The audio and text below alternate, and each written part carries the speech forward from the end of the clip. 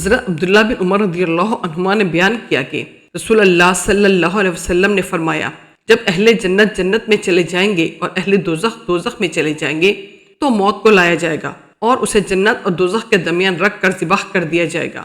پھر ایک آواز دینے والا آواز دے گا کہ اے جنت والو، تمہیں اب موت نہیں آئے گی، اور اے دوزخ والو، تمہیں بھی اب موت نہیں آئے گی۔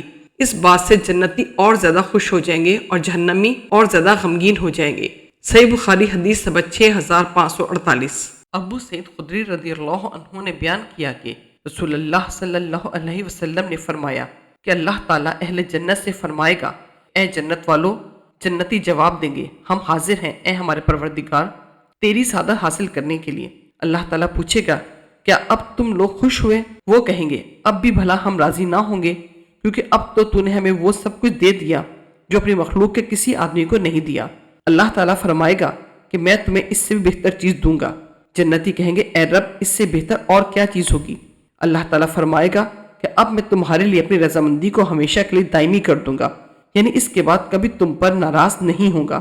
صحیح بخاری حدیث نمبر 6549۔ ابو حازم نے بیان کیا، ان سے سہل بن سعد رضی اللہ عنہ نے بیان کیا کہ رسول اللہ صلی اللہ علیہ وسلم نے فرمایا، جنت میں ایک درخت ہے جس کے سائے میں سوار 100 سال تک چلنے کے بعد بھی اسے طے نہیں کر سکے گا۔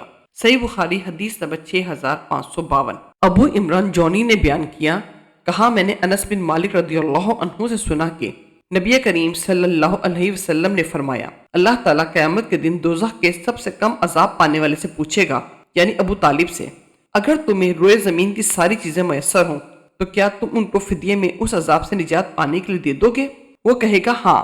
اللہ تعالیٰ فرمائے گا کہ میں نے تم سے اس سے بھی سہل چیز کا اس وقت مطالبہ کیا تھا جب تم آدم علیہ السلام کی پیٹھ میں تھے کہ میرے ساتھ کسی کو شریک نہ کرنا، لیکن تم نے توحید کا انکار کیا اور نہ مانا، آخر شرک ہی کیا۔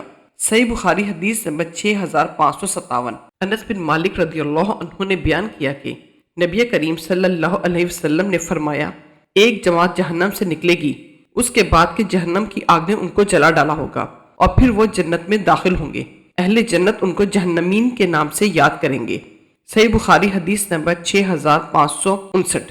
نعمان بن بشیر رضی اللہ عنہ نے بیان کیا کہ میں نے نبی کریم صلی اللہ علیہ وسلم سے سنا، حضرت صلی اللہ علیہ وسلم نے فرمایا کہ قیامت کے دن دوزخیوں میں عذاب کے اعتبار سے سب سے ہلکا عذاب پانے والا وہ شخص ہوگا جس کے دونوں پیروں کے نیچے 2 انگارے رکھ دیے جائیں گے، جس کی وجہ سے اس کا دماغ کھول رہا ہوگا جس طرح ہانڈی اور کیتلی جوش کھاتی ہے۔ صحیح بخاری حدیث نمبر 6562۔